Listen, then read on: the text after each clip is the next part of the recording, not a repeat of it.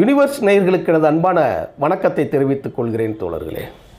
நாஞ்சில் சம்பத் என்கின்ற நச்சு பாம்பு தான் இதுவரை பால் குடித்த இடங்களை எல்லாம் கொத்தி தின்று ஆரம்பித்து விட்டது. இன்றைக்கி அவர் பணம் கேட்டு அம்பலப்பட்டதை குமுதம் சேனலில் பதிவாயிருக்கக்கூடிய செய்திகளோடும் அவர் நன்றி இல்லாத வார்த்தைகளை எல்லோருக்கும் பிரயோகப்படுத்தி அம்பலப்படுத்தியதையும் தான் இந்த காணொலியில் நான் பேசப்போகிறேன். அதோடு திமுக செய்த பாவம் இருக்கு இல்லையா, அந்த பாவத்தை அறுவடை செய்வது எவ்வாறு அவர்கள் செய்கிறார்கள் என்பதோடும் இதை நான் முடித்து போட்டு தான் இந்த காணொலியில் நான் பேசுகிறேன். மறுமலர்ச்சி திமுகவிலிருந்து நாஞ்சில் சம்பத் வெளியே போனாப்புல நீங்கள் ஒரு மாதத்துக்கு முன்னாடி வரைக்கும் நீங்கள் பார்க்கலாம்.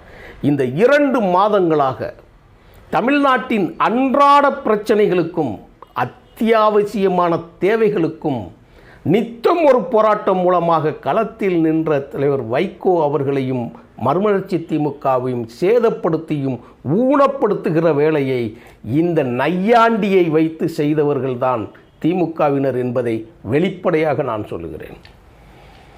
இல்லை நாங்கள் செய்யலை அப்படின்னு சொன்னால் திமுக பக்கம் இருந்து திமுக மேடைகளில் பேச வச்சு ரசித்தவர்கள் யாரும் நாஞ்சில் சம்பத்தையும் மல்லை சத்யா போன்ற கும்பல்களையும் யாரும் கண்டிக்கவில்லை என்பதையும் இந்த இடத்துல நான் சொல்கிறேன். அதுதான் உங்களுக்கு செய்கிற குற்றச்சாட்டு. நீ எதை விதைக்கிறாயோ அதைத்தான் நீ அறுவடை செய்வாய். அதில் எந்த மாற்று கருத்து உனக்கு கிடையாது. நீ என்னத்தை போட்டிருக்கியோ அதுதானே வளரும். நீ என்ன சொல்லி வளர்த்தாயோ அதுதான் இன்றைக்கி உங்களுக்கு திருப்பி சேர்ந்துருக்குது. எங்கே அறுவடை நின்று விட்டதோ அந்த இடத்தில் அதுவரைக்கு தின்று கொளுத்த கழுகுகள் வேறு இடத்திற்கு பாய ஆரம்பிச்சிருச்சு. கரூரில் 41 பேர் இறந்து யாரெல்லாம் துடிக்க கதறி துடித்தார்களோ அந்த மரணத்தில் பச்சை கரிகளை பரிமாறி தின்பதற்கு பறக்கும் கழுகுகளைப் போல நாஞ்சில் சம்பத் போன்ற நாக்கு வியாபாரிகள் உலா வந்தார்கள். அதற்கு களப்பலியாக்க நீங்கள் துணை நின்றது தலைவர் வைகோ அவர்களை என்பதை இந்த இடத்துல நான் சொல்கிறேன். நான் ஏற்கனவே காணொளி போட்டிருக்கிறேன். தமிழக வெற்றிக் கழகத்தை கண்டிக்கக்கூடிய திராவிட இயக்கத்தின் ஆதரவு பேச்சாளர்கள் அத்தனை பேரும் திமுக கூட்டணியில் உறுதியாக நிற்கக்கூடிய மறுமலர்ச்சி திமுகவையும் அதன் தலைவர் வைகோ அவர்களையும் எள்ளி நகையாடுவதும் 250 கோடி 1000 கோடி என்று பேசவிட்டு வேடிக்கை பார்த்ததோட பாவத்தை நீங்கள் இப்போ அனுபவிக்கிறீங்க. இதில் நான் ரொம்ப ஆதாரத்தோடு இந்த செய்திகளை சொல்கிறேன். அவன் நாக்கு வியாபாரி அப்படிங்கிறதுல இப்போ இல்லை, இன்னைக்கு அம்பலப்பட்டு போயிட்டாப்புல. தன் மகன் எம்டி முடிச்சிட்டாப்புல, எம்பிபிஎஸ் முடித்து எம்டி முடித்து த லாஸ்ட் சஃபர்டு அப்படின்னு சொல்லி ஒரு இதுகளில் சொல்லி எனக்கு வைகோ என்னை மறுதளித்து விட்டார் என்று எல்லா சேனல்கள்லேயும் வேஷம் போட்ட அந்த வேஷம் மழையில் நனைந்த நரியின் முகமுடியை போல் கிழிந்திருக்கிறது, அழிந்திருக்கிறது. அதுதான் உண்மையாக சொல்கிறேன். நான் கடுமையான வார்த்தைகளைத்தான் பதிவு செய்கிறேன். நான் இன்றைக்கி என்ன சொல்லிட்டாப்புல தெரியுமா, அறிவாலயம் ஒரு சுடுகாடுன்னு சொல்லிட்டாப்புல சம்பத். என்ன செய்வீங்க நீங்கள்? தமிழக வெற்றிக் கழகத்தின் தலைவர் நடிகர் விஜய் வீட்டுக்கு போனேன். அட்டே அப்பா 400 பேர் வேலை பார்க்குறாங்க. என்ன ஒரு சிஸ்டமேட்டிக்காக வேலையை பார்க்குறாங்க. அப்படியே தமிழ்நாட்டில் இருக்கக்கூடிய பூத்துக்கள் எண்ணிக்கையெல்லாம் காட்டி அவர்கள் பார்க்குற வேலையில் நான் பிரமித்து போய்விட்டேன். அறிவாலயத்துக்கு போனால் சுடுகாடு தான் இருக்குன்ட்டான். புரிஞ்சிங்களா? வைகோ அவர்களை பேச விட்டு வேடிக்கை பார்த்தீங்களா? அதோட விளைவு தெரிஞ்சதா? கள்ள மௌனம் சாதித்தீர்கள். இப்போயும் யாருக்காவது போயில எல்லாம் வாய்க்குள்ளே என்னத்தையோ வச்சு அமுக்குன மாதிரி எத்தனை பேரும் எல்லாம் முழுங்க முடியாமல் உட்காந்துருக்கீங்களே ஏன்னு கேட்குறேன். திமுகவுக்கும் தாவேக்காவுக்கும் தான் கூட்டணி, இதில் எந்த மாற்று கருத்தும் இல்லை என்று சொன்னவனையும் மீறி கொண்டு போய் மேடையில் உட்கார வச்சிங்களே. இன்றைக்கி அதே ராஜகம்பீரன் மல்லை சத்யாவோட திராவிட வெற்றிக் கழகம்ங்கிற பேரில் இருக்கக்கூடிய ஒரு கட்சி பேரை துவக்கி வைக்கிறதுக்காக சென்றவன் என்னிடம் அப்பொழுதே விஜயை பற்றி தான் பெருமையாக பேசினார்.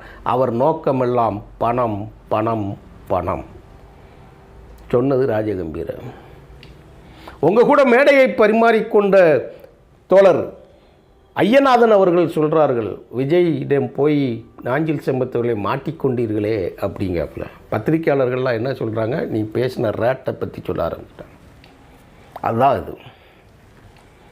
ஒரு கட்சியை மாறிட்டா 25 வருஷத்துக்கு முன்னாடி பேசின அதே வசனத்தை எல்லா தலைவர்களுக்கும் ஒப்பீடு போடுவாயா? வானம், நட்சத்திரம், தண்ணி, வெண்ணெய், விளக்கமாறு இதா ஒரே ஆளுக்கு பொருந்துமா? எப்படிங்க பொருந்தும்? தமிழறிவழிமணியனை விட, பழக்கருப்பையாவை விட, நெல்லைக்கண்ணனை விட, நீங்கள் இந்த இலக்கிய பேச்சாளர்கள் மாதிரி இருக்கக்கூடிய ஊர்லெல்லாம் வந்துக்கிட்டே இருப்பாங்க. காங்கிரஸ்காரங்க எல்லாம், பழைய காங்கிரஸ்காரெல்லாம் அந்த காடை மறக்காத மிருகங்கள் மாதிரி அப்படியே வந்துக்கிட்டு இருக்கோம். என்னைக்குடான்னு காத்துக்கிட்டு இருப்பாங்க. அது மாதிரி திராவிட இயக்கத்தின் பேரை வச்சுக்கிட்டு சொல்லி தின்று கொளுத்து கொண்டு இருப்பதை போல் வச்சுக்கிட்டு, நான் ஏற்கனவே காணொலியில் போட்டிருக்கிற, நீ டிடிவி தினகரனை விட்டு வெளியே வருகிற பொழுது அண்ணாவும் இல்லை, திராவிடமும் இல்லை, நான் எங்கே அங்கே இருக்கணும்னு சொன்னேன். இங்கே என்ன வெண்ணெய் இருந்துச்சுன்னு சொல்லி நான் கேட்டேன். இங்கே என்ன வெண்ணெய் வந்துருச்சுன்னு சொல்லி கேட்டேன். அதைத்தான் நீங்கள் வந்து விவேகி சொல்கிறது மாதிரி, அண்ணே நீங்கள் மைண்ட் வாய்ஸ்ன்னு சொல்லி ஓப்பனாக பேசிட்டீங்கன்னு சொல்லி சொல்லுவாப்பில்ல இல்லையா? குமுத ரிப்போர்ட்ரு போட்டு வாங்கிட்டான். நீங்கள் 1 கோடி ரூபாய் பேரம் பேசி அதில் 50 லட்சம் ரூபாய் நீங்கள் வாங்கி கொண்டு நீங்கள் வருகிறேன்னு சொல்லி இந்த செய்தியை நக்கீரன் பிரகாஷை ஏற்கனவே எழுதிட்டாங்க, வெளியில் எழுதிட்டாங்க. அதுக்கு சொன்னாப்புல என்ன சொல்கிறாப்புல தெரியுமா? சம்பத்து, நான் என் மகன் மெடிக்கலில் படிச்சுக்கிட்டு இருந்தா, அந்த படிக்கிற சீட்டுக்கு வந்து போய் எம்டி முடிச்சிட்டான். அதுக்கு பிறகு ஒரு படிப்பு தேவைப்பட்டது. அதுக்கு ஒரு 1.25 கோடி பணம் தேவைப்படுது. 1 கோடியே சம்திங். ஒரு 60 லட்சம் ரூபா கிட்ட மேலே வந்து நான் லோன் போட்டு வாங்கிட்டேன். மீதி ஒரு 60 லட்சம் ரூபா வேணும், என்கிட்ட இல்லை. நான் சேகர் பாபு அவர்களிடம் கேட்டேன், அவர் என்னிடம் கருணை காட்டவே இல்லை. வந்துருச்சா? இப்போ யார் கருணை காட்டினா? அவர் கேட்குறாப்புல. அவர் இல்லை, நான் ஆதவ அர்ஜுனாட்டெல்லாம் கேட்கல. அப்போ உதயநிதி உங்களுக்கு வந்து என்னத்தை கெடுத்தார், என்னத்தை கெட்டு போயிட்டார்? ஒரு சைக்கிள் கூட கொடுக்காத வயலுவா அந்த பயலுவா. உண்மையிலே நான் ரொம்ப வருத்தப்பட்டு நான் பேசுகிறேன். உங்களுக்கு வார்த்தை வசப்படும் என்பதற்காக திட்டுவதை கூட ஒரு எதுகை மொழியோடு திட்டுவார்கள் என்று சொல்லி கடைசியில் உங்கள் வார்த்தைக்கு வலிவில்லாமல் ஆக்கிவிட்டீர்கள். 98ல் 99ல் இந்தியாவோட கவர்மெண்ட்டை ஃபார்ம் பண்ணுறதுக்கு வைகோ அவர்களுக்கு இப்படின்னு சொல்லி பேசினியே, அந்த நாக்கு கொஞ்ச நாள்லேயே அழுகி போயிச்சா? பேசுங்க நீங்கள், அரசியலுக்கு என்ன வேணாலும் பேசுங்க. நீங்கள் ஒரு அளவு இல்லையா? நீங்கள் இன்றைக்கி அதனால தான் அறிவாலயம் சுடுகாடுங்கிற லெவலுக்கு வந்து சேர்ந்துட்டாப்புல. நீங்கள் என்றைக்கும் கொடுக்குறவனுக்கு கொடுத்துக்கிட்டே இருக்கணும். கொடுக்கறத நிப்பாட்டிட்டிங்கன்னா என்ன நடக்குங்கிறது தான் அது. அந்த பிள்ளைக்கறின்னு சொல்லுவாங்க இல்லையா? பிள்ளைக்கறி தின்னக்கூடிய அந்த வாசத்தை குறைக்காமல் போய் விஜயை வந்து அண்ணாவோட ஒப்பிடுறாருங்க. அண்ணாவை விட அதிகங்கிறாருங்க. சரி, அண்ணாவுக்கு பிறகு எம்ஜிஆருங்கள, எம்ஜிஆரை விட அதிகங்காங்க. சிரிப்பு வருது. வீட்டில் யாரும் கேட்டுக்கிட்டு இருந்தால் பெண்கள்லாம் சிரிக்காங்க. இவனுக்கு ஒரு வேலை இல்லையா? இல்லை எப்படியெல்லாம் மதித்திருந்தோமே, அப்படி இவ்வளவு கேவலமாக நீங்கள் போயிடுவீங்களா நீங்கள்? அப்போ அதனால தான் நீங்கள் வந்து சைக்கிள் கூட கொடுக்க மாட்டாங்கன்னு சொல்லி கேட்டிங்களா? அப்படி நீங்கள் யாருக்கு நீங்கள் வந்து என்னதை பேசி நீங்கள் எதுக்காக பேசினீங்க?